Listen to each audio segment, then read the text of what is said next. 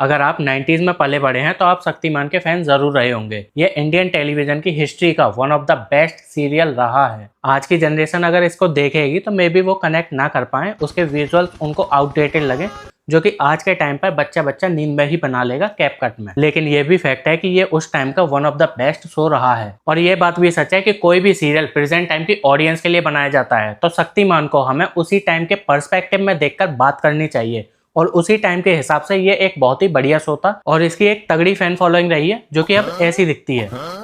ये टाइम था 90s से लेकर 2000 तक का, जिसके बाद टीवी, फिल्म्स, टेक्नोलॉजी, एक्टर, हम, आप, पूरी दुनिया, पूरा ब्रह्मांड इवॉल्व हो गया। लेकिन एक आदमी ऐसा रह गया जिसका सॉफ्टवेयर अपडेट होने से पहले वाईफाई बंद हो गया। जी हाँ, और वो है शक्तिमान। वैसे तो आप भी समझ गए होंगे कि मैं किसकी बात कर रहा हूँ, लेकिन वो आदमी खुद नहीं समझ रहा। वो है मुकेश खन्ना। मुकेश खन्ना ने अपनी लाइफ में कई फिल्म्स और टीवी सीरियल में काम किया है और शक्तिमान को प्रोड्यूस भी किया है, लेकिन लोग उन्हें महाभारत के भीष्म के रोल के लिए और शक्तिमान के लिए ही जानते हैं। आई रिपीट, बस जानते हैं। अबे चुप। लेकिन ये भाई अभी भी खुद को शक्तिमान ही मानते हैं। उनके दिमाग की सुई उस टाइम जोन में अभी भी ऐसी अटकी है कि भाई आगे बढ़ने का नाम ही नहीं ले रहे। आपके अपने घर में, अपने पड़ोस में ऐसे कई बुढ़े लोगों को देखा होगा जो हमेशा यही कहते रहते हैं कि हमने वो किया था, हमारे जमाने में वो होता था, हमारे जमाने में आते बघा सुरू झालं परत। भाई ये उन सभी से ज्यादा जहरीला है। और ये आज भी ये बोलते हैं कि शक्तिमान इनके अलावा कोई और नहीं बन सकता।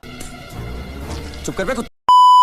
देखो, आपने मेहनत करी, उस समय आपको सक्सेस भी मिली, लोगों का प्यार, पैसा, शोहरत सब मिला, लेकिन भाई कर्जा थोड़ी है जो आज भी उसकी किस्तें भरते रहेंगे। समझे खन्ना साहब? खन्ना जी पता नहीं कौन से जोन में रहते हैं। उन्हें ये लगता है कि भगवान ने कोई और दूसरा आदमी बनाया ही नहीं है जो शक्तिमान का रोल प्ले कर सके। ठीक है, थोड़ी देर के लिए मान लिया कि आपके अलावा कोई और आदमी शक्तिमान का रोल प्ले नहीं कर सकता, लेकिन ये क्या रीजन दे रहे हो? शक्तिमान के लिए फेस चाहिए, शक्तिमान के लिए सिर्फ लगना चाहिए कि शक्तिमान। अगर शक्तिमान बनने के लिए फेस चाहिए होता ना तो आप शक्तिमान बन ही नहीं पाते।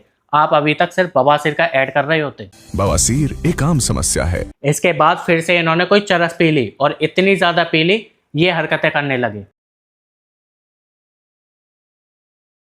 अभी तक मुझे ये लगता था कि ऐसी बातें ये सिर्फ फेम के लिए करते होंगे, लेकिन इनका हाल देखकर लग रहा है कि भाई शक्तिमान का भूत इनके दिमाग में परमानेंट बस चुका है। इन्होंने फ्रस्ट्रेशन की सारी लिमिट क्रॉस कर दी है। आप बस इमेजिन करो कोई कितनी ही वाहियात हरकतें कर सकता है, और ये भाई साहब उससे ज्यादा कुछ ना कुछ कर ही देंगे। अबे चुप। इन्होंने खुद के पॉडकास्ट पर खुद को ही इनवाइट किया और खुद ही सवाल पूछे, खुद ही जवाब दिए, खुद की तारीफ की, खुद ही शर्मा गए। भाई ये हरकतें उन्होंने एक बार नहीं 2 बार करी। यही नहीं, इन्होंने एक गाना भी गाया। आजादी के दीवानों ने जंग लड़ी फिर जाने दी, या ये कहें कि गाना लिखवाया और उसे पढ़ दिया, क्योंकि गाना तो भीष्म पितामह क्या ही गा सकते हैं। अबे चुप। इसके बाद अब लोग खौफ में रहते हैं कि कल को खन्ना साहब पता नहीं कौन सा अपना नया रूप लेकर आ जाएं और लोगों को डरा दें। पिछले कई सालों से शक्तिमान को लेकर इन्होंने बहुत सारी सुर्खियां बटोर ली हैं, लेकिन सभी फॉर रॉन्ग रीजन। जी हाँ, अब तो सब लोग इनकी हरकतों की वजह से शक्तिमान का भी मजाक उड़ा रहे हैं। पहली बात तो ये कि आपने शक्तिमान सुपरमैन से इंस्पायर होकर बनाया है और आज आप उन सभी हीरोज को गाली दे रहे हो। आयरन मैन क्या होता है साहब? एक आयरन का ये पहन लिया तो आयरन मैन बन गया। स्पाइडर को स्पाइडर ने काटा, स्पाइडरमैन तो स्पाइडरमैन बन गया। क्रिप्टन से सुपरमैन आया तो सही बात है। स्पाइडरमैन क्या होता है? स्पाइडरमैन तो सिर्फ नाचने के लिए है और टिकटॉक बनाने के लिए है।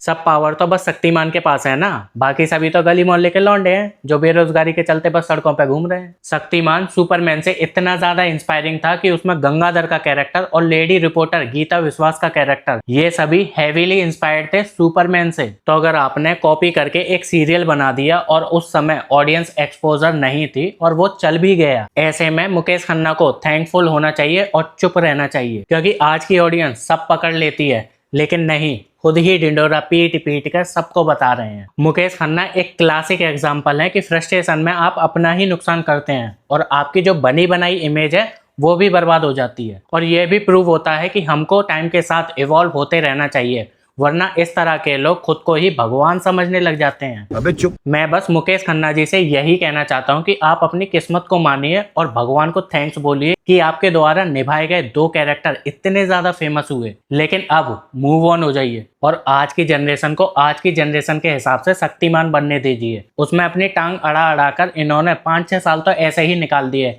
वरना शक्तिमान का अभी तक दूसरा पार्ट आ चुका होता। खन्ना जी शादी में आए हुए वो फूफा जी हैं जिनको आप खुश नहीं कर सकते। ये वो ढीठ इंसान है जो कुछ ना कुछ ढूंढ ही लेगा कि हम ही महान हैं, बाकी सब तो।